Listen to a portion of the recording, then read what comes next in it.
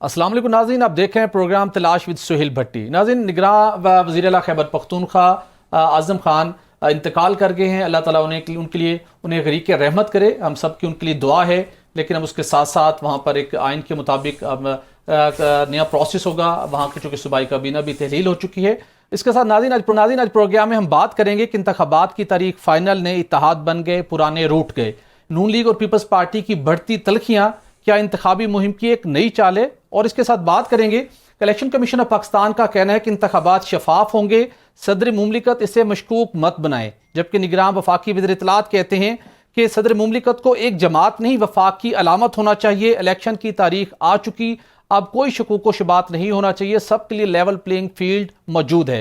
इसके साथ बात करेंगे कि पाकिस्तान तहरीक इंसाफ को एक और बड़ा अपसेट हुआ है, क्योंकि उनके असद उमर साहब ने अब बिल आखिर पाकिस्तान तहरीक इंसाफ से अलहदगी का ऐलान कर दिया है। और इसके साथ बात करेंगे फरागोगी के बाद अब बुशरा बीबी के मुश्किलात में भी इजाफा होने लगा है। चूँकि बनीगला हाउस के साबिक इंचार्ज इनामुल्लाह शाह ने एक इंटरव्यू के दौरान बहुत होशरुबा इंकशाफात किए हैं, जिसकी वजह से ये बात की जा रही है कि शायद आने वाले दिनों में बुशरा बीबी को भी गिरफ्तार कर लिया जाए। और इसके साथ बात करेंगे कि बिलावल भुट्टो कहते हैं कि किंग्स पार्टी का वही हाल होगा जो 2008 में हमने किया था।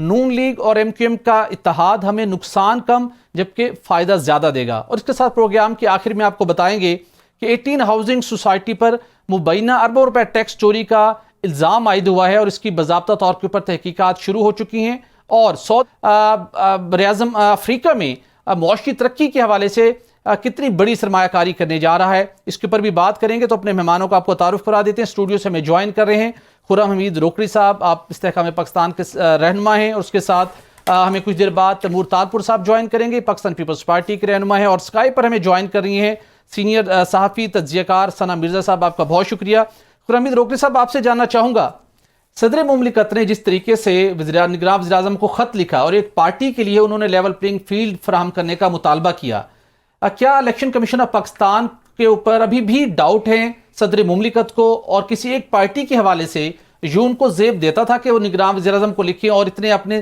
कंसर्न या तहफ़्फ़ुज़ात का इजहार करें, या अगर कुछ कंसर्न थे तो वो क्या वो उनको इलेक्शन कमीशन ऑफ पाकिस्तान का दरवाज़ा नहीं खटखटाना चाहिए था? देखिए, ज़ेब देना वाला जो लफ्ज़ है ना, सबसे आपकी तमाम बातों में से जो अहम लफ्ज़ है कि क्या उनको ये ज़ेब देता है, ये होती है एथिक्स की। यानी किसी भी सोसाइटी, कल्चर, मुल्क जहाँ पर भी हैं, तो मकाम पर पहुँचने वाला आदमी को ये इल्म होना चाहिए कि मेरे इस मकाम के ऊपर एथिक्स क्या है। जी अच्छा, पहला साल भी नहीं है सदर साहब का, सदर साहब ने अपना पूरा टेन्योर पूरा किया, लेकिन अनफॉर्चुनेटली हम ये देखते हैं कि जो जिस पार्टी से वाबस्ता होता है वो एक पार्टी के कारकुन की तौर पर उस ओहदे को संभालता है और वहीं से जाते हैं और समझता है कि जब मैं वापस जाऊँगा तो मैं पता नहीं ज़िंदा कैसे रहूँगा। तो इसके ऊपर बस इतना ही कहूँगा कि ये इस तरह की हरकतें इस जैसे मनसब के ऊपर बैठे हुए शख्स के लिए कभी भी दुरुस्त नहीं होती। अगर इतने बड़े मनसब के ऊपर बैठकर आप ये काम करेंगे तो आपकी जो नई जनरेशन है, आप उसने सीखना क्या है? उसने वही होना है जो आज हम हालत देख रहे हैं। यानी आपको अगर ये होता है ना कि जी ये मैं काम नहीं कर सकता, डूज हैं और डोंट्स हैं, कि मैं भाई इस सीट पे आ गया हूँ, अब मैं इस कुर्सी पे हूँ तो मैं ये काम नहीं कर सकता, अब मेरे लिए ये लाइन है, ये करूँगा, ये नहीं करूँगा। लेकिन आई थिंक हम अभी तक उस फुकदान, पार्टी प्रेशर की वजह से उन्होंने खत लिखा होगा 100%। अच्छा, क्या इस्तेकाम पाकिस्तान पार्टी, आप एक्टिव हैं, जलसे आपके हो रहे हैं, आपको वैसे लेवल प्लेइंग फील्ड दिखाई दे रही है? आपको किसी जमात से कोई गिला शिकवा है? देखिए सर, मैं ना ये लेवल प्लेइंग फील्ड का लफ्ज़ इतना ज़बरदस्त निकला है कि बस डिस्कशन यही है। मैं तो पिछले चैनल्स पे भी 2-3 दफ़ा कह चुका हूँ कि लेवल प्लेइंग फील्ड सबसे पहले तो पार्टीज़ को चाहिए कि अपने अंदर पैदा करें। यानी मैं जो चीज़ खुद नहीं करता हूँ मैं उसके ऊपर शोर मचाता हूँ। ठीक, मेरे पास जो चीज़ है, मैं एक पॉलिटिकल आदमी हूँ, मुझे सबसे पहले लेवल प्लेइंग फील्ड अपनी पार्टी में चाहिए। ठीक, हमारी पार्टीज का जो ट्रेंड है यानी जो चीज़ जो हमारे पास है वही आगे, यानी ये जो लेवल प्लेइंग फील्ड वाला है इसके ऊपर भी एक अच्छी डिबेट चल रही है, लेकिन सबसे ज़्यादा हक है हम लोगों का कि हमारी पार्टीज में लेवल प्लेइंग फील्ड हो। बिल्कुल ठीक, बड़ा वैलिड पॉइंट है। सना, आपसे जानना चाहूँगा, इलेक्शन कमीशन ऑफ पाकिस्तान कहता है कि इंतखाबात शफाफ होंगे, मशकूक मत बनाएं। मुर्जा सुलंगी साहब ने कहा कि सदर मुमलिकत का जो बयान है उनकी आईनी किरदार से मुतसादिम है। आप किस निगाह से देखती हैं कि सदर मुमलिकत को क्यों मजबूरन निगरान वज़ीर आज़म का दरवाज़ा खटखटाना पड़ा? मेरा ख्याल है सुहेल, ये तो अपने आप में खुद एक बहुत बड़ा मजाक है کہ ہم الیکشن کمیشن سے یہ سن رہے ہیں کہ شفاف انتخابات ہوں گے. مجھے آپ یہ بتا دیں کہ پاکستان کی پوری تاریخ میں کون سے انتخابات تھے جو شفاف ہوئے تھے؟ میرا تو خیال نہیں مجھے نہیں یاد پڑتا کہ کوئی انتخابات شفاف ہوئے تھے. معاف کیجیے گا. اگر ہم پچھلے چند انتخابات کی بات کریں جب سے ہم نے ڈیموکریسی کو دیکھا ہے تو اس میں پہلے سے پتا ہوتا تھا کہ کون سی پارٹی نے اقتدار میں آنا ہے. اور جو سابقہ انتخابات تھے 2018 کے، اس میں تو میرا خیال ہے کہ پرانے ریکارڈ بھی ٹوٹ گئے. لیکن نہ تو سیاسی جماعتوں نے نہ ہی اداروں نے جو کہ یہ طے کرتے ہیں کہ اقتدار کس کے پاس جانا چاہیے، میرا خیال ہے کہ انہوں نے سبق نہیں سیکھا. اس وقت جو کچھ ہو رہا ہے اس میں کوئی ڈھکی چھپی بات نہیں ہے کہ مسلم لیگ نون اس میں سب سے زیادہ اقتدار کی مسند کے قریب نظر آتی ہے. اور یہ جو دو بڑی پارٹیز ہیں، متحدہ قومی موومنٹ ہے یا یہ باپ پارٹی ہے، یہ جس جگہ جا کر اپنا وزن ڈالیں گی اس کا مطلب یہ ہوگا کہ ان جماعتوں نے اقتدار میں آنا ہے. تو اگر صدر مملکت صاحب کے حوالے سے کوئی سٹیٹمنٹ آتا ہے تو ان کے بیانات بھی بے بسی ہیں. اور یہ صحیح آپ کے گیسٹ کہہ رہے ہیں کہ ان کے اوپر پارٹی پریشر ضرور ہے، لیکن میرا خیال ہے کہ پارٹی پریشر بھی اب وہ بحالت مجبوری، میرا خیال ہے کہ انگلی کٹا کر شہیدوں میں اپنا نام لکھوا رہے ہیں کہ وہ آخری دنوں میں اب یہ کرنے کی کوشش کر رہے ہیں کیونکہ واپس گھوم پھر کے ان کو اسی پولیٹیکل پارٹی کا حصہ بننا ہے. تو آئی تھنک یہ بڑا امپورٹنٹ کویسچن ضرور تھا الیکشن کمیشن کے لیے. لیکن یہ جو لیول پلینگ فیلڈ کے الزامات لگ رہے ہیں، میرا خیال ہے کہ اس کے اوپر الیکشن کمیشن کو بڑا سیریس ایکشن لینا چاہیے تھا. سب سے پہلے پیپلز پارٹی نے اس بات کو ریز کیا، لیکن کسی بھی جگہ کسی بھی سٹیج کے اوپر الیکشن کمیشن نے یہ جواب دینے کی کوشش نہیں کی. اب جب یہ آوازیں دائیں بائیں ہر جگہ سے آنے لگی ہیں تو میرا خیال ہے کہ پھر الیکشن کمیشن کو مجبور ہونا پڑا ہے. لیکن اس کے باوجود بھی جو ریزرویشنز ہیں پولیٹیکل پارٹی کی وہ الیکشن کمیشن دور نہیں کر سکا ہے. آر ٹی ایس سسٹم بیٹھا. جی سنا پاکستان تحریک انصاف نے ایک 5 رکنی کمیٹی تشکیل دی ہے. اس کمیٹی کو مینڈیٹ دیا گیا کہ تمام سیاسی جماعتوں سے جا کے بات کریں پولیٹیکل سسٹم کو اسٹرینگتھن کرنے کے لیے، اور اس کے ساتھ ساتھ جو پی ٹی آئی کو بھی تھوڑی پولیٹیکل سپیس مل سکے. تو کیا آپ سمجھتی ہیں کہ اس 5 رکنی کمیٹی کا نون لیگ، پیپلز پارٹی، استحکام پاکستان پارٹی اور سب سے جا کر رجوع کرنے کے بعد پی ٹی آئی کی وہ قیادت جو ابھی تک مقدمات سے مبرہ ہے، جن کے اوپر کوئی سنگین الزامات نہیں ہیں، وہ اس پوزیشن میں ہوگی کہ اس کو تھوڑی بہتر پولیٹیکل سپیس ملے گی اور ان کے لیے تھوڑا سا راستہ ہموار ہو سکے گا؟ آئی تھنک ویسے میں نے اس کمیٹی کا ابھی تک میں دیکھ سکی ہوں، لیکن آئی تھنک اگر یہ ہوگی بھی تو وکلا پر ہی مشتمل ہوگی. دوسری بات یہ ہے کہ ایک کمیٹی پہلے بھی بنائی گئی تھی جب پی ٹی آئی کو گورنمنٹ سے نکالا گیا تھا. اس وقت اس کمیٹی نے بات چیت کرنی تھی جس میں جو خٹک صاحب شامل تھے، دیگر لوگ شامل تھے، لیکن اس کمیٹی کے پاس پاور کچھ نہیں تھی. وہ بات کچھ کر کے جاتے تھے، عمران خان صاحب کچھ اور کہہ دیتے تھے اور اس کے بعد وہ پھنس جاتے تھے، نہ وہ ادھر کے رہتے تھے نہ ادھر کے رہتے تھے. تو آئی تھنک یہ اس میں دیکھنا ضروری ہے کہ خان صاحب اگر جیل میں بھی ہیں تو اس پارٹی کی جو کمیٹی ہے اس کے پاس مینڈیٹ کیا ہے، پاورز کیا ہے، وہ اپنے طور پر کچھ ڈیسائیڈ کر سکتی ہے یا پھر نہیں. دوسرا، اگر ہم پی ٹی آئی کی سائڈ پر جائیں تو ہمیں سمجھنا پڑے گا کہ پی ٹی آئی کے پاس اور آپشن کیا ہے. پیپلز پارٹی نے صرف نون لیگ کو سائیڈ لائن کرنے کے لیے پی ٹی آئی کو الیکشن میں لانے کی بات کر دی ہے اور کہا ہے کہ جی ان کو بھی الیکشن میں حصہ ملنا چاہیے. یہ ایک دم سے سب کے دلوں میں محبت کے پھول کیسے کھل رہے ہیں پاکستان تحریک انصاف کے لیے؟ اس لیے کیونکہ ان کو پتا ہے کہ الیکشن میں ان کے لیے سپیس کم ہوگا. تو مسلم لیگ نون کو اور اداروں کو انڈر پریشر رکھنے کے لیے وہ پی ٹی آئی کو آگے لگا رہے ہیں، اس لیے تاکہ مسلم لیگ نون کو پریشرائز کیا جا سکے. اس موقع سے فائدہ اگر پاکستان تحریک انصاف اٹھا رہی ہے تو اٹھانا چاہیے. آئینی طور پر بھی پاکستان تحریک انصاف کے وہ لوگ جن کے اوپر مقدمات نہیں ہیں انہیں الیکشن لڑنے کی بھرپور اجازت ہونی چاہیے. لیکن جس مینڈیٹ کے تحت یہ جا رہے ہیں اس میں ہم ایسے الائنس بنتے ہوئے دیکھ سکتے ہیں جن کی ہم ایکسپیکٹیشن نہیں رکھتے تھے. تو پھر میرا خیال یہ ہے کہ اگر وہ الائنس بنتے ہیں تو پھر ہمیں تمام جماعتوں جو دونوں ہاتھ جوڑیں گی، یعنی کہ پاکستان تحریک انصاف اور ممکنہ طور پر ان کے سامنے اگر پاکستان پیپلز پارٹی ہوتی ہے تو پھر یہ سمجھنا ہوگا کہ یہ کچھ مہینے پہلے تک ایک دوسرے کے بارے میں کیا بات اور کیسے کرتے تھے اور انتخابات کے وقت کیسے کریں گے. بالکل ٹھیک. روکی صاحب آپ سے جاننا چاہوں گا، پی ٹی آئی نے 5 رکنی کمیٹی تشکیل دی جس کا آج اہم اجلاس ہو رہا ہے. ہمارے مندوخیل صاحب نے ہمیں کنفرم کیا کہ چیئرمین پی ٹی آئی نے یہ مینڈیٹ دیا ہم سب کے پاس جائیں گے. تو آپ سمجھتے ہیں کہ ان کی پی ٹی آئی کی وہ قیادت جس کے اوپر کوئی سنگین الزام نہیں ہے، مقدمات کا سامنا بھی نہیں کر رہے، اب وہ آتے ہیں مین اسٹریم پولیٹیکل سسٹم میں آنا چاہتے ہیں اور وہ پولیٹیکل سسٹم کی ریئلٹیز کو ریلائز کرتے ہوئے اپنا جو کلچر ہے ڈیموکریٹک کو اڈاپٹ کرنا چاہتے ہیں. وہ جو نفرت یا ایک انتقام کی بات کرتے تھے، رلانے کی بات کرتے تھے، اس سے وہ قطع تعلقی اختیار کرنے جا رہے ہیں. تو اس کے نتیجے میں وہ پی ٹی آئی کے لوگ یا وہ پی ٹی آئی جماعت جو مین اسٹریم میں آنا چاہتی ہے اس کو کوئی سپیس مل سکے گی؟ نہیں، یہ کون کرنا چاہتا ہے اس سے لا تعلقی کا اعلان؟ یہ پی ٹی آئی انہوں نے ریلائز کیا کہ ہماری کس کی ریئلائزیشن ہے؟ ان میں سے کسی لیڈرشپ کی یا ٹاپ لیڈرشپ؟ جو ہمارے مندوخیل صاحب اور افضل شیر مرزا صاحب کو کہنا ہے کہ یہ جن کو گو ہیڈ ملا ہے چیئرمین پی ٹی آئی سے ملا، تو اس کا مطلب ہے کہ ان کے لیول پہ بھی ریلائزیشن ہے. Let's see. تو آپ اتنے قریب رہے ہیں چیئرمین پی ٹی آئی کے, تو آپ سمجھتے ہیں کہ ان کے اندر ریلائزیشن نہیں آ سکتی, چونکہ وہ کہتے ہیں پالیٹکس کے اندر یو ٹرن لینے میں کوئی مذائقہ نہیں ہوتا, اگر وہ یو ٹرن لے لیتے ہیں اور اپنی اصلاح کر لیتے ہیں تو پارٹی کو ایک نئی ڈائریکشن ملے گی. پھر پارٹی کو ہر چیز کو تباہ کر دیا, ساری چیزیں اپنے مقام پہ پہنچ گئیں. وہ مانتے ہیں اس چیز کو؟ نہیں, یہی تو کہہ رہا ہوں نا, اگر آپ کہہ رہے ہیں کہ اب وہ مانتے ہیں اس چیز کو, اب وہ مانتے ہیں, تو پیچھے بچہ کیا؟ تمام لوگوں کے کیریئرز برباد ہو گئے, پولیٹیکلی ہر کوئی انسٹیبل ہو گیا, ملک سے لے کے جو پارٹی کے لوگ ہیں. اور آج اگر آپ مان جاتے ہیں, یعنی میں yet have to understand this thing کہ یہ کیا ہے پھر, یعنی حیرت کی بات ہے. وہ کہتے ہیں شاید اس سوچ بدلنے سے شاید تھوڑی سی ایٹ لیسٹ شاید انہیں ڈھیل مل جائے, انہیں یا ان کے وہ لوگ جو باہر ہیں جو ابھی تک کچھ گرفتار نہیں ہوئے یا ابھی ریسنٹلی گرفتار ہوئے ہیں, ان کو کوئی ڈھیل مل جائے اور وہ الیکشن سے قریب کچھ اپنا رول پلے کر سکے. کچھ نہ کچھ تو وہ ایٹ لیسٹ ایکسپیکٹ کر رہے ہیں. آئی ڈونٹ نو جی, کچھ نہیں کہہ سکتا ہوں, کیونکہ مجھے اتنا پتہ ہے کہ ٹریچری جو ہے یا جو بھی چیز جو ہے, اس چیز کا ریزلٹ کبھی ٹھیک نہیں آتا.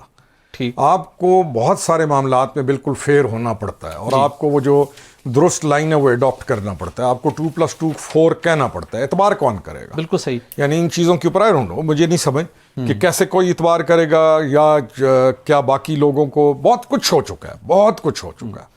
اسد عمر صاحب جب گرفتار ہوئے تھے, پھر رہا ہوئے, انہوں نے ایک پریس کانفرنس کی, کہا سیاست سے الگ ہو رہا ہوں, لیکن اس کے بعد ان کی وابستگی رہی. آج انہوں نے باضابطہ طور کے اوپر پاکستان تحریک انصاف سے علیحدگی اختیار کر لی ہے. اسد عمر کا پی ٹی آئی سے علیحدگی کو ایک بڑا اپسٹ سمجھتے ہیں, اور اسپیشلی جو انہوں نے پوائنٹ آؤٹ کیا ہے کہ وہ کہتے ہیں میں پہلے بھی کہتا تھا کہ ریاستی اداروں کے ساتھ تصادم کی پالیسی درست نہیں ہے, تو انہوں نے بھی اس چیز کو سٹیمپ کیا ہے کہ پارٹی کی پالیسی غلط تھی. دیکھیں, اسد عمر جیسے لوگ اس پارٹی کا فیس تھے, اگر ہم کہیں نا کہ اس نے کیا نہیں ہے کچھ, تو پارٹی کا مین کرداروں میں سے اسد عمر کا ایک کردار تھا.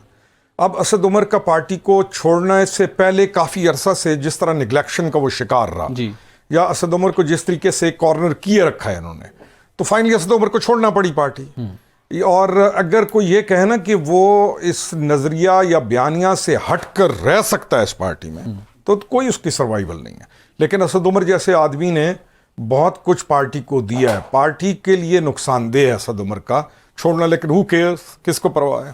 اچھا, جتنے اسد عمر صاحب کے اب ٹیلنٹ کی, ان کی خدمات کو آپ ایکسیپٹ کر رہے ہیں, تو ایسے قابل قدر لوگوں کی تو استحکام پاکستان پارٹی کو مجھے یقیناً اشد ضرورت ہوگی. تو کیا کوئی اگر کوئی وہ آپ کی طرف رجوع کریں تو کوئی پاسبلٹی؟ میرے خیال میں انہوں نے اس کو اسد عمر کے ساتھ انہوں نے کیا ہوا تھا, پہلے کانٹیکٹ کیا تھا, اور آئی ایم ہوپ فل کہ ابھی بھی ان کا کانٹیکٹ ہوگا. کیونکہ دیکھیں نا, آپ ایک چینل کے اندر کام کرتے ہیں, اور آپ نے فرسٹ چینل ہے آپ کا یہ, ابھی آپ تو دوسرے چینل سے آتے ہیں, لیکن اگر آپ کا فرسٹ چینل ہے تو آپ پوری ٹیم کے ساتھ آپ کا رابطہ ہوگا. جی بالکل. آپ جہاں پہ بھی جائیں گے آپ کا دوبارہ ان کے ساتھ کنیکشن کون سی دیر لگے گی. تو یہ وہ لوگ ہیں جن کی پہلی پولیٹیکل پارٹی یہی تھی, انہوں نے سارا ٹائم یہاں گزارا ہے. استحکام میں بھی تو سارے وہی لوگ ہیں, تو کنیکشن دے آر کنیکٹڈ میرے خیال میں. تو اسد عمر صاحب اگر پازیٹیو رسپانس دیتے ہیں تو لیکن دیکھیں نا کیا میں وہی کہہ رہا ہوں کہ دیکھیں کیا اسد عمر آگے الیکشن لڑنا چاہیں گے, کیونکہ اسد عمر جیسے بندے یہ وہ لوگ ہیں جن کی ڈیپینڈنسی پارٹی کے اوپر 100% ہوتی ہے. ان کا اپنا کو حلقہ یا اپنی اس طرح کی جو پبلک کے اندر ان کی انٹری نہیں ہوتی ہے. تو اسد عمر کے لیے تو, اور اس طرح کے لوگوں کے لیے تو اس وقت میرے خیال میں پالیٹکس میں کرنا بھی آگے مشکل ہے, ہلکے کی politics. How would you do it, I don't know. PTI کے تو وہ معاشی لحاظ سے ایک بڑے ہیرو تصور کیے جاتے تھے, اگرچہ کچھ وہ اس طرح ڈیلیور نہیں کر سکے جو اس وقت کے تقاضا تھا, لیکن آپ کی پارٹی کے اندر پھر اس اینگل سے تو ایک اچھا ایڈیشن یقیناً ہو سکتے ہیں میرے خیال میں. ڈیفینیٹلی پارٹی تو ہمیشہ چاہتی ہے بڑا نام کو آئے, کیوں نہیں چاہے گی. بالکل ٹھیک. سنا بہت سے پاکستان تحریک انصاف کے لوگوں نے جنہوں نے پریس کانفرنس کی اور کہا کہ سیاست سے اب ہم توبہ طائب ہو چکے, لیکن اس کے بعد کچھ دنوں بعد ہم نے دیکھا کہ انہوں نے کوئی نہ کوئی پارٹی جوائن کر لی. کیا آپ توقع کرتی ہیں کہ اسد عمر صاحب, جن کا ایک طویل ایک پولیٹیکل ان کا کیریئر ہمارے سامنے ہے, اور انہوں نے گراؤنڈ کے اوپر بڑی ورکنگ بھی کی اور بڑے سٹرگل کرنے والے پارٹی کارکن ہیں, تو آپ سمجھتے ہیں کہ وہ آئی پی پی کسی جماعت میں جا سکتے ہیں, یا ان کی جو یہ ٹویٹ ہے وہ حتمی فائنل ہے کہ سیاست سے وہ بھی توبہ طائب ہو گئے؟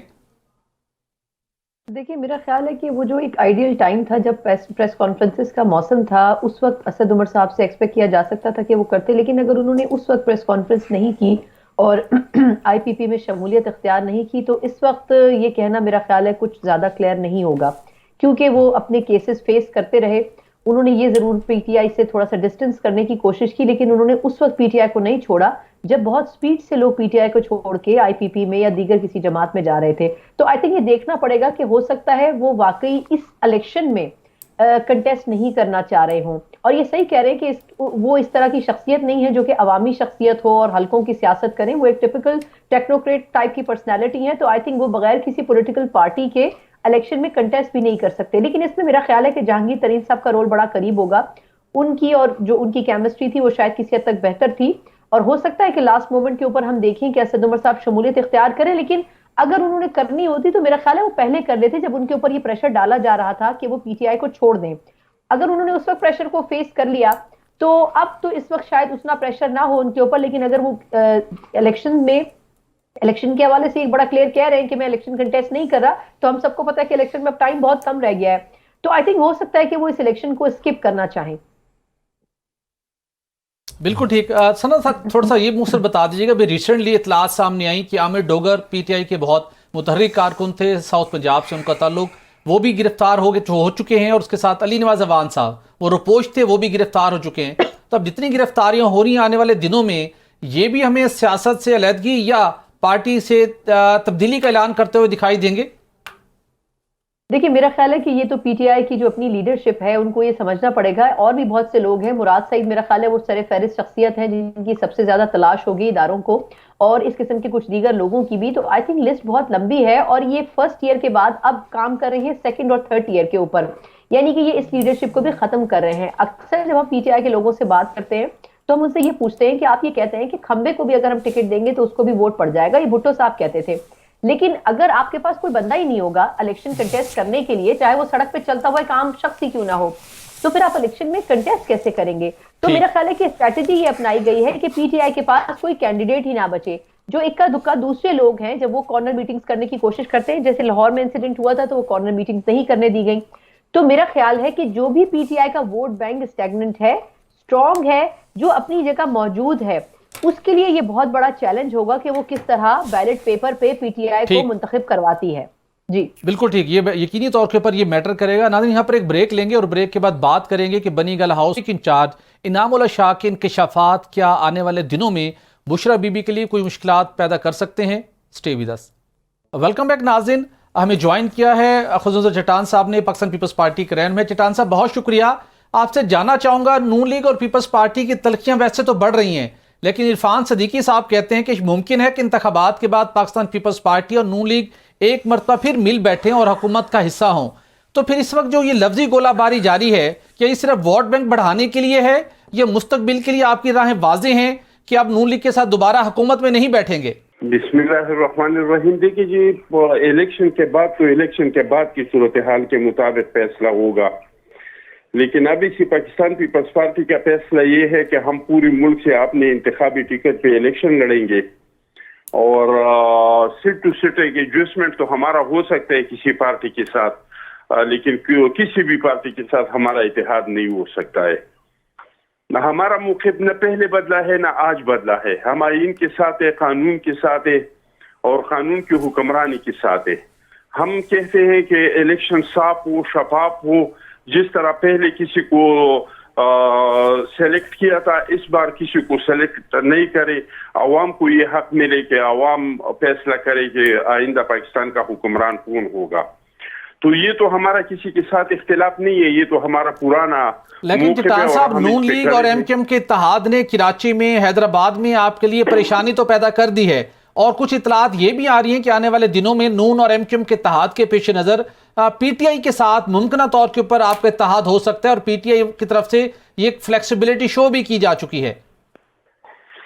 ہمارا کسی کے ساتھ اتحاد نہیں ہو سکتا ہے. ہم پورے ملک سے اپنے ٹکٹ پہ الیکشن لڑیں گے, اپنی انتخابی نشان پہ الیکشن لڑیں گے. سیٹ ٹو سیٹ ایڈجسٹمنٹ ہمارا ہو سکتا ہے, کسی بھی پارٹی کے ساتھ ہو سکتا ہے. کہیں پہ ہمارا 4 5 6 10 ہزار ووٹ ہے اور ہمارا لائک مائنڈ پارٹی ہے, تو ہم چاہیں گے کہ ہم اپنا ووٹ اس کو دے دیں. اگر ایک جگہ پہ ہمارا لائک مائنڈ پارٹی ہے اور اس کا 6 7 10 ہزار ووٹ ہے, تو ہم ان سے ریکویسٹ کریں گے کہ آپ ہمیں دے دیں. جہاں تک ان پی ایم اور مسلم لیگ کا اتحاد ہے, تو اس کا ہمیں کوئی نقصان نہیں ہے. ایک تو یہ کہ یہ ثابت ہوا اور ایم کیو ایم نے تسلیم کر دیا کہ کراچی سے ان کا اثر رسوخ ختم ہو چکا ہے. آپ کراچی میں پیپلز پارٹی آ چکی ہے, آپ کراچی کے لوگ پیپلز پارٹی, اس وجہ سے یہ لوگ مجبور ہو کے اور اتحادوں میں چلے گئے. لیکن اس میں ہمیں کوئی فائدہ ان لوگوں کو نظر اس وجہ سے نہیں آ رہا ہے کہ مسلم لیگ کا کراچی میں کوئی ووٹ نہیں ہے اور ایم کیو ایم کا پنجاب میں کوئی ووٹ نہیں ہے. تو ہم نہیں سمجھتے کہ اس اتحاد سے ان لوگوں کو کوئی خاص فائدہ ہوگا یا ایم کیو ایم کو ہوگا. ہاں اگر میرا مشورہ اگر میں مسلم لیگ میں ہوتا تو میرا مشورہ یہ ہوتا نواز شریف صاحب کو کہ آپ سندھ سے ہر حلقے سے اپنے انتخابی نشان پہ الیکشن لڑے. اس سے یہ ہو جاتا کہ کم از کم مسلم لیگ تو بن جاتا سندھ میں. یہ مسلم لیگ اگر سندھ کو اپنی نظر میں نہیں آ رہی ہے تو اس کا وجہ بھی یہ ہے کہ ہمیشہ سے ان لوگوں نے اتحاد کیا. بالکل ٹھیک. چٹان صاحب میں واپس آتا ہوں آپ کی جانب. میں ذرا روکری صاحب سے ایک سوال کر لوں. روکری صاحب فرق ہوگی کہ جو مالی اس کی معاملات سے اس کے متعلق دو روز قبل بہت ہوشربا انکشافات سامنے آئے اور ود ایویڈنس سامنے آئے. خود بیرون ملک مقیم ہیں, ان کا گہرا تعلق تھا بشرا بی بی کے ساتھ. اب جو بنی گالہ کے سابق انچارج تھے انعام اللہ شاہ, ان کے کچھ انٹرویو کے کچھ تفصیلات سامنے آئی ہیں. وہ کہتے ہیں کہ بہت سی ان کے پاس ایسی معلومات ہیں, بالخصوص جو وہ طوائف کی بنی گال ہاؤس آمد, ان کی فروخت, کروڑوں روپے کی وصولی خان صاحب کے اکاؤنٹ پہ جمع کروا دیں, سارے کام کے متعلق وہ وٹنس ہیں. آپ خود جانتے ہیں کہ بنی گالہ ہاؤس کے اندر انعام اللہ شاہ کی کیا پوزیشن تھی اور ان کے جو انکشافات ہیں وہ کیا مشکلات پیدا کر سکتے ہیں بشرا بی بی کے لیے. انعام شاہ جو ہے نا جی, ایک تو اچھا آدمی ہے. ٹھیک. یعنی آپ کسی بندے کو اگر جانتے ہیں تو اس کے بارے میں پہلا آپ کا تاثر, میں اگر زبان سے کچھ بھی کہوں تو دل کے اندر تو مجھے معلوم ہے نا کہ میں کس بندے کے بارے میں. فیئر اپروچ رکھتا ہے سب لوگ. اچھا آدمی ہے, سلیم الفطرت لوگ جو ہوتے ہیں نا. اور انعام شاہ کیونکہ پولیٹیکل آدمی نہیں تھا, انعام شاہ وابستہ تھا ایز اے ٹیم مینیجر یا اس طرح کا تھا ود عمران خان. اور عمران شاہ ایک اچھا آدمی ہے اس, اور ایسی یہ وہ سیٹس ہوتی ہیں جی کہ جس پر آپ کو ان چیزوں کا پتہ ہوتا ہے جس کا ہم شاید پولیٹیکل لوگوں کو معلوم نہ ہو جو رہ رہے ہوتے ہیں. تو ڈرائیور ہو گیا, گھر کے اندر جس نے ملازمت کی ہو, یا جو آپ کا باورچی ہو گیا, مینیجر ہے, تو ان لوگوں کے پاس, اور یہ کیونکہ انعام شاہ کے پاس تھا کنٹرول سارا بنی گالہ کے ہاؤس کا اور وہ وغیرہ, تو اس کی باتیں جتنی بھی ہوں گی وہ خطرناک بھی ہوں گی اور اہم بھی ہوں گی. انہیں بنی گالہ ہاؤس سے نکالا کیوں گیا تھا ویسے؟ وہ ایک آپ نے بھی سنی ہوگی, ایک آڈیو لیک ہوئی تھی, آپ کے پاس ساروں نے سنی ہے وہ, جس میں کو طائف کے اندراج کے بارے میں آڈیو. تو اس کے بعد اس کو وہاں سے نکالا گیا کہ اس نے کوئی جو ایشو ہوا تھا کہ تم نے اندراج کیوں کیا. وہ ایک پرسنل چیز ہے, وہ انعام شاہ خود ساری چیزیں بتائے گا.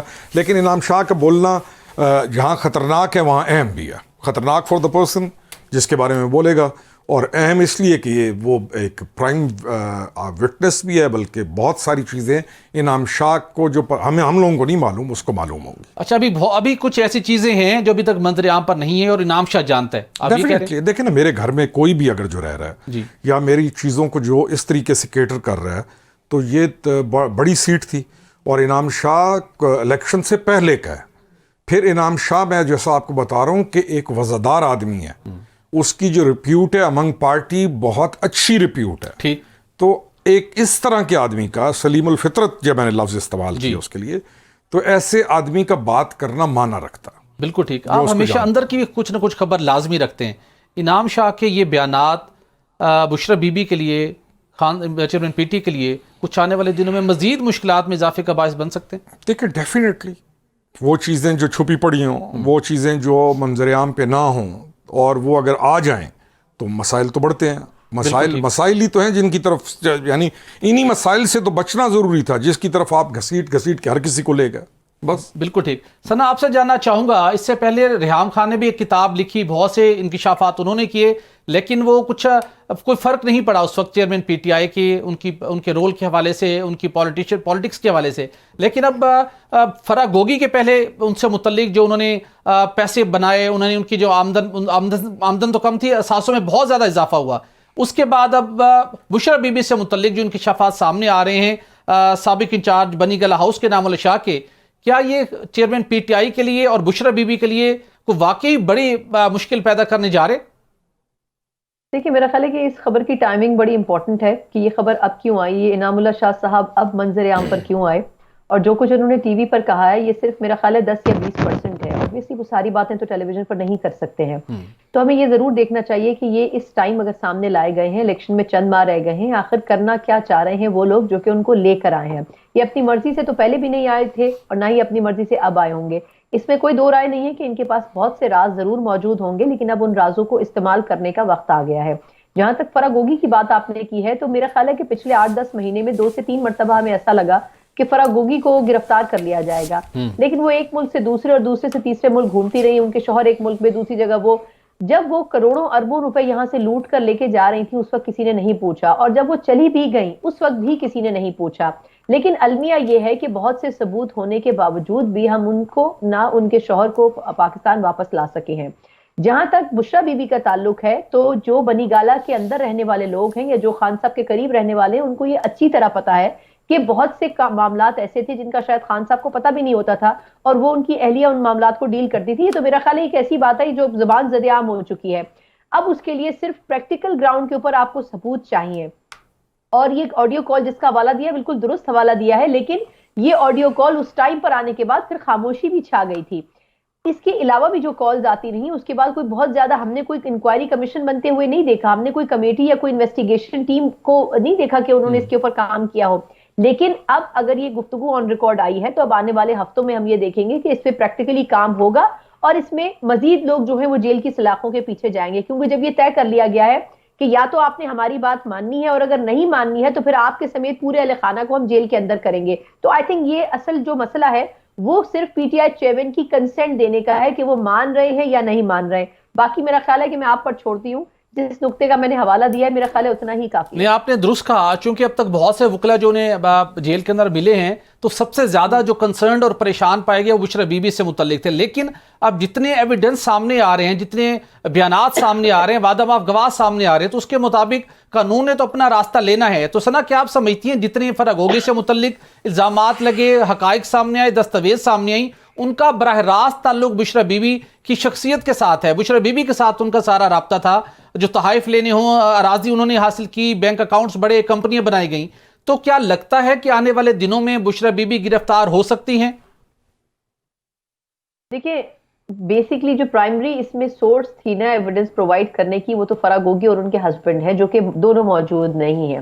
تو اب اس کے لیے ضروری ہے کہ جو باقی ایویڈنسز ہیں جو کہ بشرا بی بی کے خلاف جاتے ہیں، اور میرا جہاں تک جو میری ادنا سی معلومات ہے کہ کچھ ایویڈنسز ان کے پاس موجود ہیں، لیکن یہ چاہتے ہیں کہ اتنے ایویڈنسز ہو جائیں کہ ایک مرتبہ کسی کو حراست میں لینے کے بعد پھر اس کو ریلیز نہیں کیا جائے۔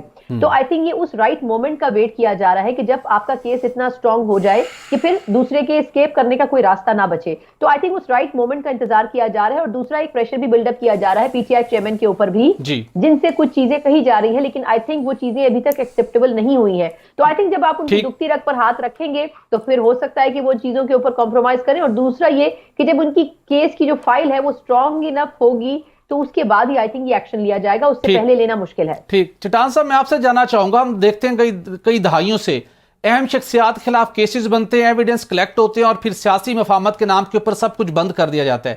کیا اب آپ سمجھتے ہیں کہ جو اس وقت فراگوگی سے متعلق جو حقائق سامنے آئے ہیں، جو دستاویزی ثبوت سامنے آئے ہیں، بشرا بی بی کے جو ثبوت موجود ہیں، ایک مرتبہ کسی سیاسی مقاصد کو بالائے طاق رکھتے ہوئے ان کو لاجیکل اینڈ تک پہنچایا جائے تاکہ ایٹ لیسٹ ایک مرتبہ تو انصاف کا بول بالا ہو؟ دیکھیے جی، اس ملک میں ہمیشہ احتساب کے نام پہ انتقام ہوا ہے۔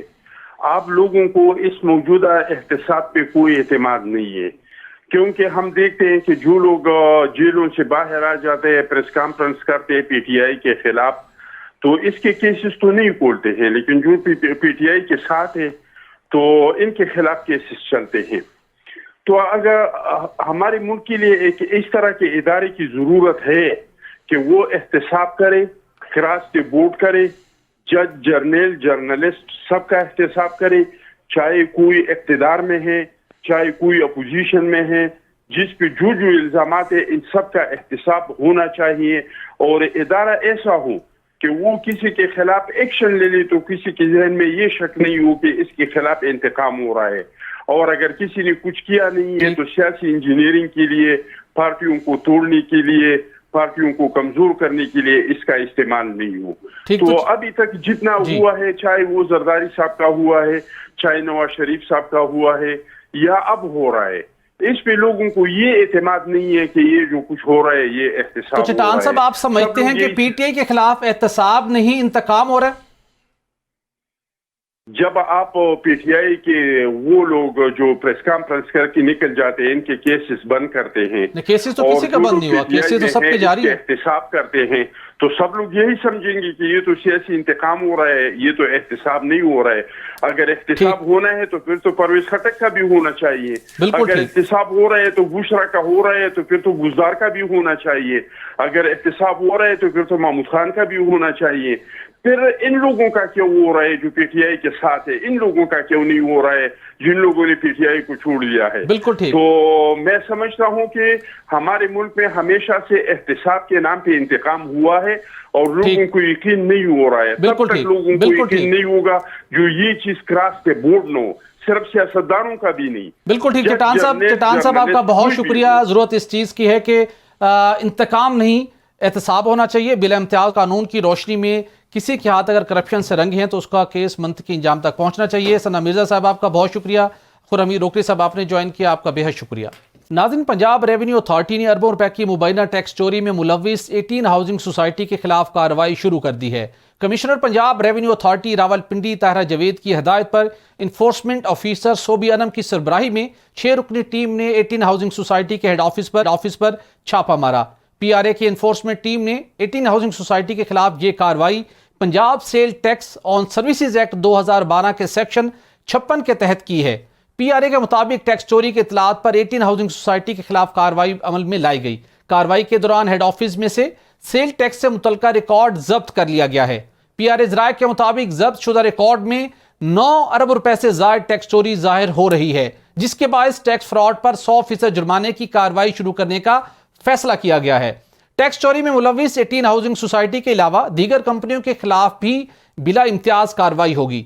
रावलपिंडी में वाक़ 18 हाउसिंग सोसाइटी का रकबा 600 एकड़ पर मुहित है। ये society 976 apartments, 1068 villas, 5 star hotel, 1 कनालता 8 किनार रिहायशी विलाज और एक गोल्फ क्लब पर मुश्तमिल है। इस सोसाइटी का शुमार पाकिस्तान की महंगी तरीन हाउसिंग सोसाइटी में होता है, मगर इसके बावजूद मतलूबा टैक्स अदा ना करना एक लम्हा फिक्रिया है। दूसरी जानिब 18 हाउसिंग सोसाइटी ने अगरचे टैक्स चोरी करने के इल्जामात की तो तरदीद की है, मगर इसके साथ साथ पंजाब रेवेन्यू अथॉरिटी की जानिब से 8 नवंबर को छापा मारने की तस्दीक भी कर दी है। 18 हाउसिंग सोसाइटी का मौक़िफ़ है कि 7 नवंबर 2023 को पंजाब रेवेन्यू अथॉरिटी के ऑफिसर्स बगैर किसी पेशगी इतला के 18 के दफातर में आए और अगले दिन 18 को शिकायत नोटिस जारी करके इल्ज़ाम आयद किया कि 18 की जानिब से पंजाब रेवेन्यू अथॉरिटी को कुछ टैक्स अदा नहीं किया। 2019 में पंजाब रेवेन्यू अथॉरिटी ने टैक्स दस्तावेजात के तज्जिए और जांच पड़ताल के लिए 18 से राब्ता किया था। 18 हाउसिंग सोसाइटी की अथॉरिटी ने अपने जो ऑडिट और उसके मुतालिक जो इंक्वायरियाँ, उसकी जितनी सारे रेलेवेंट जो डॉक्यूमेंट्स थे, उसके हवाले से PRA की टीम के साथ ताउन किया था। अपने टैक्स की जांच पड़ताल में मावनत के लिए तमाम ज़रूरी दस्तावेजात PRA को फराहम की थी 18 हाउसिंग सोसाइटी ने, जिसके बाद PRA ने 30 जून 2021 तक 18 के टैक्स अदायगी के हवाले से जितने मामला थे उसकी क्लियरेंस दे दी। इसके बाद भी 18 ने तमाम टैक्सेस बाकायदगी से जमा करवाई। ये मौक़िफ़ है 18 हाउसिंग सोसाइटी का। 18 हाउसिंग सोसाइटी एक एलीट स्टेट प्राइवेट लिमिटेड का एक रहायशी मनसूबा है। इस मनसूबे के 80% शेयर्स के मालिक दुनिया के मशहूर बिजनेसमैन नगीब स्वाइरिस हैं। 18 जिम्मेदारी से तमाम काबिल इतलाक टैक्स अदा करता है और टैक्सों की मुकायगी के हवाले से 18 हाउसिंग सोसाइटी की इंतज़ामिया पुरअज़्म है। अब देखना यह कि PRA इसका जो फाइनल इसका आउटकम है उसको मद्देनजर रखते हुए कितनी रिकवरी कर पाती है, ये एक बहुत बड़ा सवाल है। नाज़रीन, यहाँ पर एक ब्रेक लेंगे और ब्रेक के बाद बात करेंगे कि FBR की जानिब से जो मुख्तलिफ टैक्स चोरी में मुलविस कंपनियां हैं, बिलखसूस टोबैको इंडस्ट्री के अंदर जो स्मगल सिगरेट्स हैं, उससे कौमी खजाने को कितने अरब रुपए सालाना का नुकसान पहुंचता है। Stay with us. Welcome back नाज़रीन। फेडरल बोर्ड ऑफ रेवेन्यू की जानिब से सिगरेट पैकेट की तय करदा कम अज़ कम कीमत 108 रुपए बगैर सेल टैक्स मुकर्रर है। फरवरी 2023 के बाद 100 से ज़ायद गैर मुल्की स्मगल शुदा ब्रांड मार्केट में आ चुके हैं, जो कि 50 रुपए से लेकर 100 रुपए में इस वक्त नाज़रीन फरोख्त किए जा रहे हैं।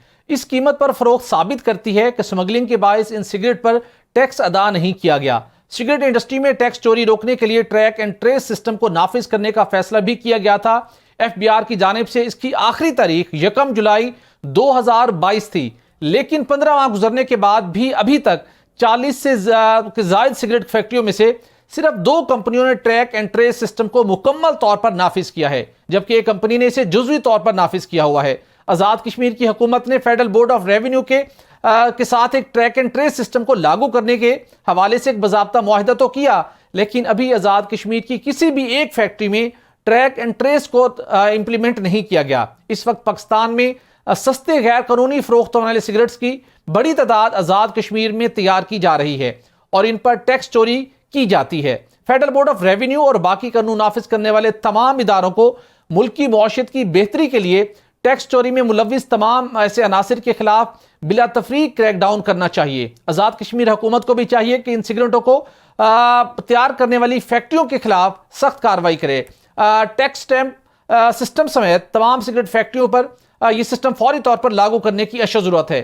مقامی سگریٹ فیکٹریوں کا تمباکو، اس کے ساتھ ساتھ ان کے جو فلٹر راڈ ہے، اس کے ساتھ اس کی جو دیگر مختلف اشیاء کی خرید و فروخت کی جاتی ہے، اس کے تمام ریکارڈ کا آڈٹ شدہ ہونا بہت ضروری ہے، اور اس کے ساتھ ساتھ سمگل شدہ سگریٹ کے خلاف ملک گیر آپریشن قومی خزانے کو سالانہ 310 روپے کے نقصان سے بچا سکتا ہے۔ اسی کے ساتھ ہمیں جوائن کر رہے ہیں سینئر صحافی مہتاب حیدر صاحب۔ مہتاب حیدر صاحب معاشی امور پر بڑی کڑی نظر رکھتے ہیں۔ مہتاب صاحب بہت شکریہ۔ میں آپ سے جاننا چاہوں گا، ملک بھر کے اندر سمگلنگ کے خلاف کارروائیوں کا سلسلہ جاری ہے، لیکن اس کے باوجود ہم دیکھتے ہیں کہ جو ٹوبیکو انڈسٹری ہے اور جو سگریٹ کی سمگلنگ ہے وہ اس طریقے سے کنٹرول نہیں ہو پا رہی، اور جو ٹریک اینڈ ٹریس سسٹم نہ لگنے کے نتیجے میں بھی قومی خزانے کو سالانہ ناقابل تلافی نقصان پہنچ رہا ہے، اور ایک اندازے کے مطابق سالانہ 310 ارب روپے کا نقصان پہنچ رہا ہے۔ ایف بی آر کے حکام اگر اتنا ایک خطیر والیوم ہے ریونیو کا، اس کو انشور کرنے کے لیے کوئی کنکریٹ سٹیپ لینے پر تیار کیوں نہیں ہے؟ جی دیکھیں، بنیادی طور پہ 3 طرح کے اس سیکٹر کو جو ہے وہ مسائل کا سامنا ہے۔ جی، ایک تو ٹیکس اویڈڈ لوکلی مینوفیکچرڈ سگریٹس ہیں، دوسرا اسمگل سگریٹس ہے، تیسرا کاؤنٹر فیٹ ہے۔ اور بالکل آپ نے ٹھیک کہا کہ یہ جو مالی سال ہے، اس کے آپ کو میں تھوڑے سے فگرز آپ کے سامنے رکھ دیتا ہوں۔ جی بالکل۔ جو فارمل سیکٹر ہے جس میں 2 سے 3 کمپنیز میجر ہیں، وہ کوئی 246 بلین روپیز کا ٹیکس اس سال میں پروجیکٹڈ ٹیکس انہوں نے جمع کروانا ہے۔ اور یہ جو تینوں میں نے آپ کو کاؤنٹر فیٹ بتایا، اس کے علاوہ لوکلی مینوفیکچرڈ ٹیکس اویڈڈ سیکٹر ہے، اور تیسرا اسمگلڈ ہے۔ ان تینوں کا نقصان اگر آپ ملا لیں تو 300 ارب روپے سے زیادہ کا نقصان ہے۔ یعنی اس ٹائم جو انفارمل سیکٹر ہے، یہ جو انلیگل ٹریڈ ہے، یہ انلیگل مینوفیکچرنگ ہے، یہ جو فارمل سیکٹر ہے اس سے زیادہ جو ہے وہ نقصان کر رہے ہیں۔ یہ نقصان کس کا ہے؟ یہ گورنمنٹ آف پاکستان کا نقصان ہے۔ بنیادی طور پہ مسئلہ یہ ہے کہ آپ یہ دیکھیں کہ یہ جو لوکل مینوفیکچرڈ سگریٹس ہیں، اس میں بڑی پاورفل لابیز ہیں۔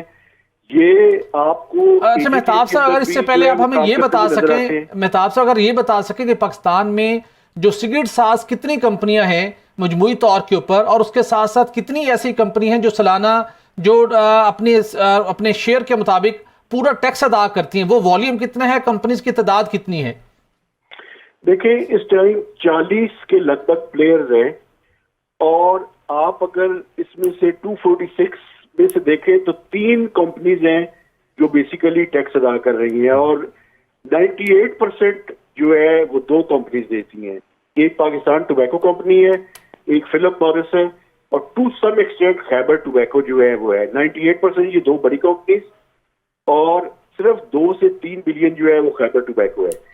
باقی کے یہ جو پلیئرز ہیں جن کی تعداد 36 سے 37 بنتی ہے، یہ وہ لوگ ہیں جو 300 ارب روپے کا منافع اسمگلنگ کی صورت میں، کاؤنٹر فیٹ کی صورت میں اور بچا رہے ہیں، اور کو جو ہے وہ پوچھنے والا نہیں ہے، نہ ان کے اوپر مہتاب صاحب بڑے شاکنگ فگرز ہیں، اور 37 کمپنیاں ہیں جو یہاں بیٹھی کام کر رہی ہیں، تو ان کو سسٹم میں لے کے آنا، ان سے ٹیکس ریکوری کرنا، کون سی ایسی رکاوٹیں حائل ہیں کہ ایف بی آر کے حکام وہاں تک نہیں پہنچ پا رہے؟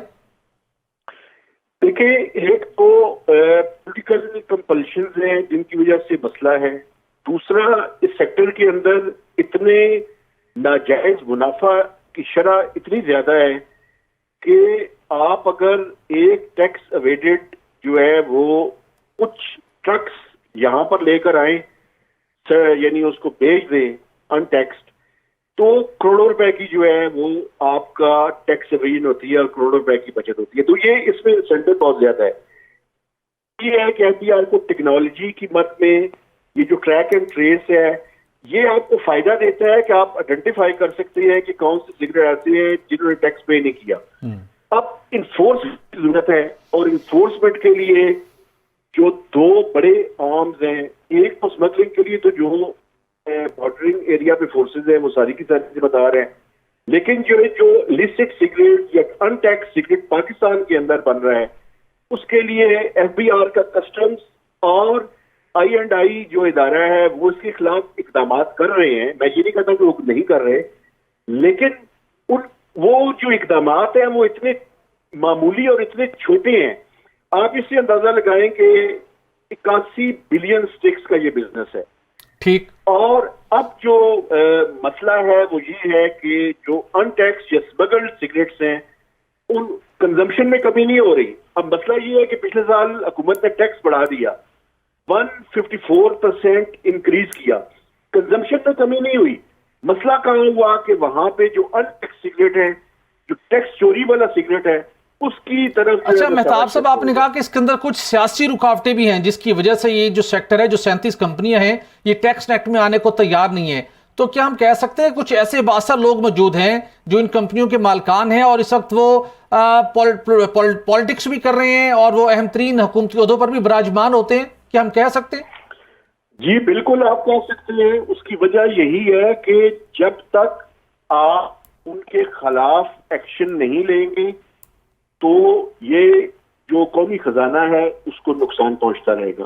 تو وہ لوگ چاہے کوئی بھی ہو, اسٹیٹ سے زیادہ کسی کے, وہ جو لابیز ہیں, وہ جو مافیاز ہیں, ان کے خلاف, وہ جو ٹیکس چور ہیں ان کے خلاف جو ہے وہ حکومت کو, ایف بی آر کو, لا انفورسنگ ایجنسیز کو بڑی سخت کے ساتھ اور بڑے کلیئر کٹ جو ہے وہ ایکشن لینے کی ضرورت ہے. بالکل ٹھیک. اچھا صاحب یہ ضرور بتا دیجیے گا کہ آزاد کشمیر کی حوالے سے بات کی جاتی ہے کہ بہت سی فیکٹریاں وہاں لگی ہوئی ہیں اور وہاں سے یہ جو سگریٹ غیر قانونی طور پر تیار ہوتے ہیں یہ پھر پاکستان کی حدود میں آ جاتے ہیں. تو وہاں پر کوئی چیک اینڈ بیلنس کا سسٹم کیوں نہیں ہے, اور آزاد کشمیر کی گورنمنٹ ایسے جو ٹیکس چوری کے اقدامات ہیں اس کو روکنے کے لیے ایف بی آر کے ساتھ کیا کوئی تعاون نہیں کر رہی؟ دیکھیں ایم او یو کی حد تک سائن انہوں نے کر لیا ہے. میں جو بات کرنا چاہ رہا تھا وہ آپ نے بالکل وہی سوال کر لیا.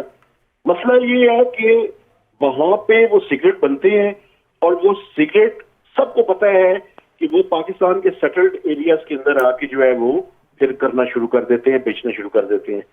انفورسمنٹ کا ایشو ہے جو اس کو بھی ایکشن لینے کی ضرورت ہے, لیکن ان سے بھی زیادہ ہمارے یہاں جو ایف بی آر ہے اور جو باقی لا انفورسنگ ایجنسیز ہیں ان کو بڑا کلیئر کٹ ایکشن لینے کی ضرورت ہے. آپ یہ دیکھیں کہ وہاں پہ جو ہے چیک پوسٹ جو ہے وہ بنائی ہیں ابھی ریسنٹلی, جوائنٹ چیک پوسٹ ہیں, ایف بی آر نے اور منسٹری آف انٹیریئر نے مل کے ان کو جو ہے وہ نوٹیفائی کیا ہے. ضرورت اس بات کی ہے کہ ان کی کنزمپشن میں کمی آئے, آپ ان کو روکیں. آپ یہ دیکھیں کہ پاکستان میں آپ کسی سے جا کے پوچھ لیں, یا وہ ان ٹیکس سگریٹ پی رہا ہوگا یا وہ اسمگل سگریٹ پی رہا ہوگا. اسمگل سگریٹ سر لاسٹلی یہ بتا دیجیے گا کہ اسمگلنگ کے خلاف ملک بھر کے اندر کریک ڈاؤن جاری ہے, کیا اسمگلنگ کے خلاف کسٹمز کی اور دیگر سیکورٹی فورسز کی کارروائیوں کے بعد کیا انلیگل جو امپورٹ ہے سگریٹ کی, یہ اسمگلنگ ہے, کیا اس میں بھی ابھی تک کوئی کمی آئی ہے یا یہ بزنس ویسے ہی جاری ہے جیسے پہلے تھا؟ دیکھیں سگریٹ کی جو اسمگلنگ ہے مارکیٹ کے اندر آپ کو کسی ٹائم بھی چلے جائیں, آپ سروے کر کے دیکھ لیں, آسانی سے اویلیبل ہے.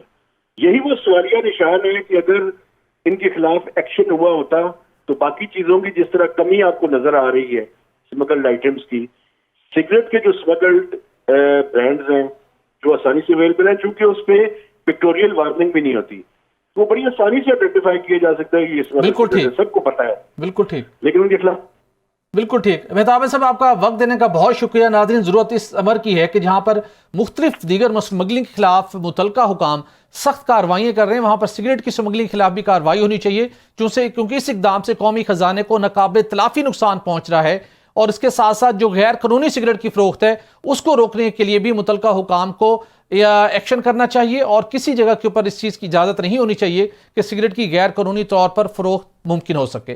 नाज़रीन, सऊदी अरब की मौशियत यूं तो तेल के गिर्द घूमती है, लेकिन गुज़श्ता कुछ अरसे से सऊदी अरब अपनी मौशियत के लिए दीगर ज़राए पर भी काम करते हुए बड़ी सरमायाकारी भी कर रहा है। सऊदी फरमानरवा मोहम्मद बिन सलमान ने सऊदी अरब समेत मुख्तलिफ ममालिक में सरमायाकारी को बेपनाह फ़रोग़ दिया है।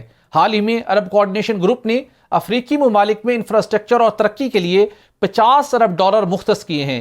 ये ऐलान इस्लामी तरक्याती बैंक के सदर डॉक्टर मोहम्मद अल जासिर ने सऊदी अरब के शहर रियाज में मुनक्किदा अरब अफ्रीका और सऊदीया अफ्रीका सरबराही इजलास के इक़्तिसादी कॉन्फ्रेंस में किया।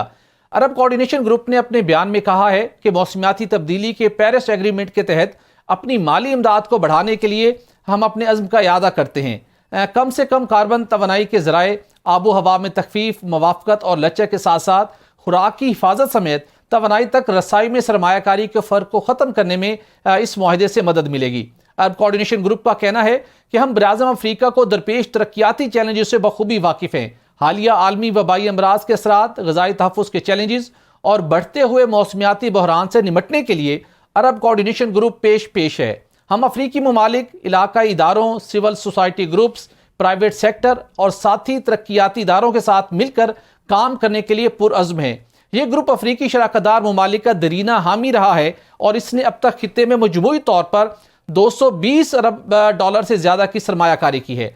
सऊदी अरब एक तरफ अफ्रीकी ममालिक की मदद कर रहा है तो दूसरी तरफ पाकिस्तान की भी उम्मीदें सऊदी अरब से वाबस्ता हैं। गुज़श्ता माह निगरान वज़ीर-ए-आज़म अनवारुल हक काकड़ ने सहाफ़ियों से गुफ्तगू में बताया था कि सऊदी अरब पाकिस्तान में $25 अरब की सरमायाकारी करेगा। सऊदी अरब पाकिस्तान में कानकुनी, ज़रई शोबे और IT सेक्टर में सरमायाकारी करने का इरादा रखता है। निगरान वज़ीर-ए-आज़म के मुताबिक रेकोडिक के शेयर खरीदने के लिए हुकूमत पाकिस्तान और सऊदी अरब के दरमियान मुआहिदा रवां साल के दिसंबर तक हो जाएगा। सऊदी अरब इससे पहले भी हर मुश्किल में पाकिस्तान की मदद कर चुका है। पाकिस्तान के फॉरेन एक्सचेंज रिजर्व बेहतर करने हो या उधार पर तेल, सऊदी अरब हमेशा पाकिस्तान के साथ खड़ा रहा है। अब $25 अरब की सऊदी सरमायाकारी पाकिस्तान को बहुत से मुश्किलात से निकाल सकती है, जिसका इस वक्त पाकिस्तान को सामना करना पड़ रहा है। $25 अरब की सऊदी सरमायाकारी पाकिस्तान में सऊदी अरब की अब तक सबसे बड़ी सरमायाकारी होगी। पाकिस्तान सऊदी अरब की सरमायाकारी से कितना फ़ायदा उठाता है और कितनी जल्दी सरमायाकारी के लिए राह हमवार करता है, ये हमारे लिए एक बहुत बड़ा चैलेंज है।